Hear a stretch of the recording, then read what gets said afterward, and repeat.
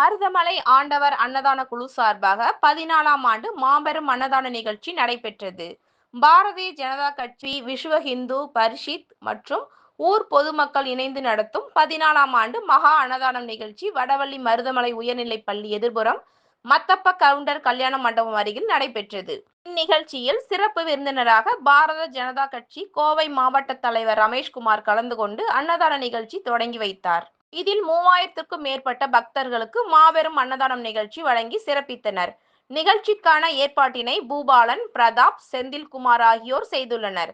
இந்நிகழ்வில் சுப்பிரமணி, ராதாகிருஷ்ணன், பூரி கமல், குணா, சிவராஜ், உமேஷ் பாபு, ஹரிகிருஷ்ணன், நாகேந்திரன், நிர்மல் குமார், வினோத், மணி, சிவா, ஆனந்த், அச்சப்பன், ராஜன், வேணுகோபால், கலைவாணி, தனசேகரன், அண்ணாமலைநாதன், கோவிந்தராஜ், வேல்முருகன், ஷோபா ரவி, கதிரேசன், ஸ்ரீதர், முரளி, அருண் மற்றும் ஊர் பொதுமக்கள் கலந்து கொண்டனர்.